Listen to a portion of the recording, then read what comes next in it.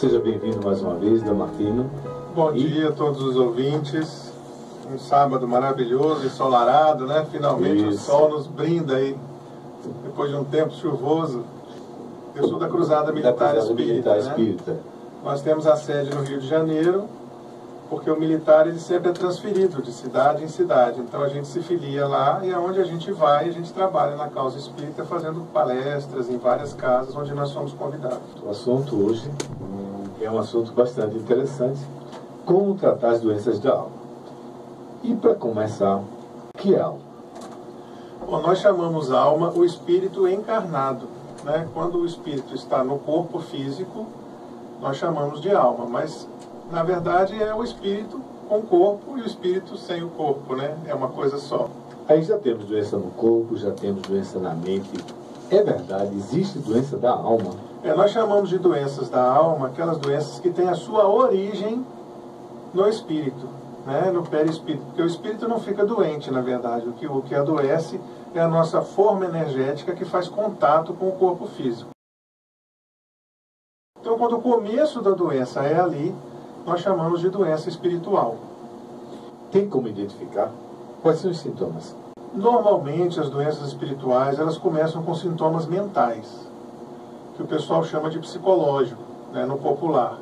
Então, são pesadelos, às vezes pesadelos repetitivos, pensamentos obsessivos, mudanças de comportamento, atitudes que a pessoa não costumava ter, ela passa a ter, e à medida que a situação se agrava, aí ela deixa de ser apenas mental, ela vai progredindo e passa a ser física, onde começa a ter manifestações no corpo. Um acesso, como o pessoal chama, como semelhante a uma crise epilética, pode ser uma manifestação espiritual. Mas existem pessoas que vão a certos ambientes e sentem-se mal naquele momento, momentaneamente. Sim. Estava bem e acontece isso. Tem alguma coisa a ver? Não. Quando você entra num ambiente que tem uma energia diferente da sua, a tendência é que você não se sinta bem. Agora, não significa que aquele lugar é ruim.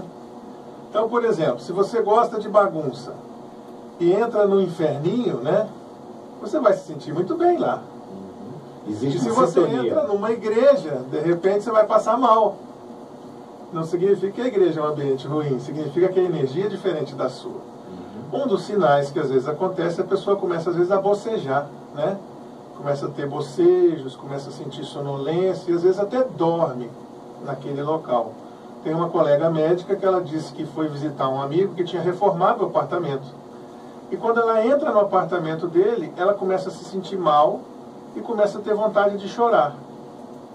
O que estava acontecendo ali é que o espírito da mãe desse rapaz, que era a dona do apartamento, estava no apartamento ainda, tinha permanecido lá e estava infeliz com a reforma que ele tinha feito, porque tinha mexido na casa dela.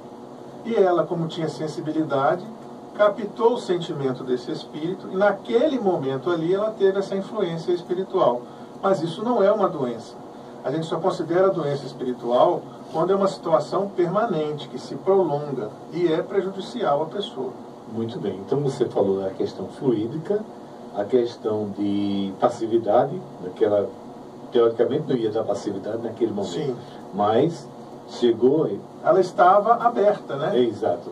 O campo estava passivo. Porque às vezes a pessoa tem a mediunidade, que é um fenômeno orgânico, ele não depende da crença, e ela nem sabe que ela tem. Isso. Né? E o terceiro ponto, é isso que a gente está abordando, é a questão da doença.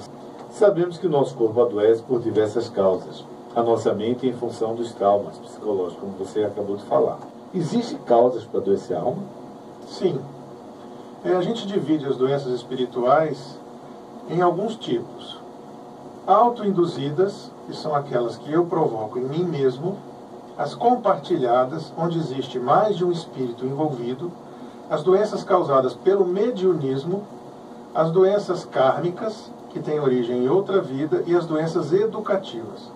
Esses 5 tipos formam as doenças espirituais, cada uma com uma característica diferente. Quer dizer que a pessoa vai realmente procurar doença para si? A autoinduzida, nós temos 2 tipos na autoinduzida.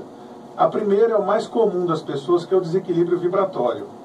Então a pessoa atravessa uma situação, uma emoção muito forte, por exemplo, ela se desequilibra e perde o contato energético do perispírito com o corpo, provocando uma reação física, às vezes uma dor de cabeça, uma azia, o intestino pode descontrolar por causa de uma emoção. Foi causado por uma emoção que tirou o controle temporariamente do perispírito, mas é uma situação leve, né? Que a maioria das pessoas tem. Tem gente que quando vai viajar prende o intestino, tem gente que solta, né? Sim. Passa uma raiva, a pressão sobe. Isso, verdade. Isso é normal. E a outra autoinduzida é a autoobsessão. Quando a pessoa tem um pensamento repetitivo, muito frequente, ela cria um miasma mental, que é uma forma energética que fica no campo dela, prejudicando e adoecendo. Existe tratamento? Podemos tratar a doença de alguma forma? Sim.